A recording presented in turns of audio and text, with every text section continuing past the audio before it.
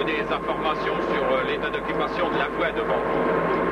Eh bien, évidemment, les informations, comme vous dites, je suis isolé dans ma cabine, me sont données par l'indication présentée par les signaux. Je me conforme à l'observation de ces signaux et selon leurs informations, je réagis. Mais vous ne pouvez pas vous arrêter instantanément. Ah ben non, évidemment, il faut reconnaître quand même lorsqu'un train de 600-700 tonnes est lancé à une vitesse assez grande, on ne l'arrête pas, comme on dit vulgairement, comme une bicyclette. Hein. Voilà. Les distances d'arrêt varient évidemment en fonction des intempéries, de l'état du rail.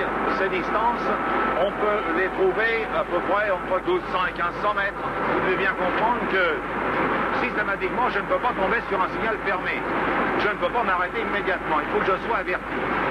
C'est un signal d'avertissement qui m'indique que je vais trouver un signal fermé, soit un carré ou un sémaphore. Donc, c'est la manière pour l'extérieur de vous avertir de l'état d'occupation de la voie devant.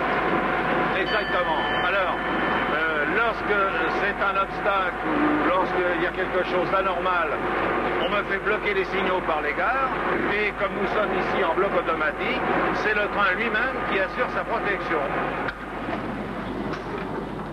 Dans la mesure où on a plusieurs trains qui circulent, il faut éviter absolument que le train numéro 2 rattrape le train numéro 1 et que le numéro 3 rattrape le numéro 2. Alors, comment va-t-on assurer cet espacement?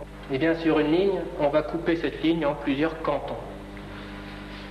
Qu'est-ce que c'est qu'un canton? Eh bien, c'est une portion de voie, plus ou moins longue, une portion de voie qui est limitée par 2 panneaux. Alors, ces signaux, comment vont-ils fonctionner? Eh bien, ce sont les trains eux-mêmes qui vont assurer l'espacement. Ce sont les trains qui vont l'assurer par l'intermédiaire de circuits de voie, comme son nom l'indique, qui sont des circuits électriques fonctionnant avec, comme conducteur de liaison, la voie. Cela suppose d'un côté une source d'alimentation et de l'autre côté un récepteur. Le circuit de voie est donc un circuit à courant permanent. Le relais de voie est normalement excité. Et ce relais va chuter à quel moment? C'est quand le train va passer sur la voie, quand le train va arriver sur la voie. Et qu'est-ce qui se passe quand ce train arrive sur la voie?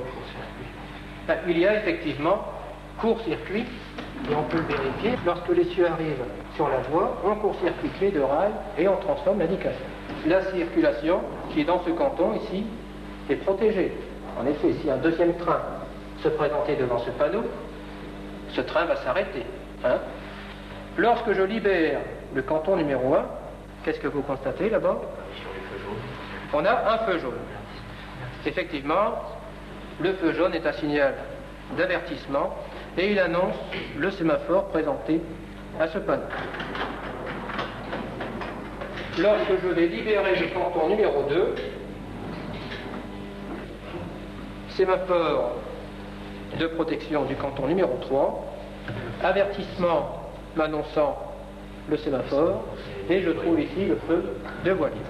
Vous avez pu constater qu'à chaque fois, c'est le train lui-même qui a commandé les indications par l'intermédiaire du circuit de voie.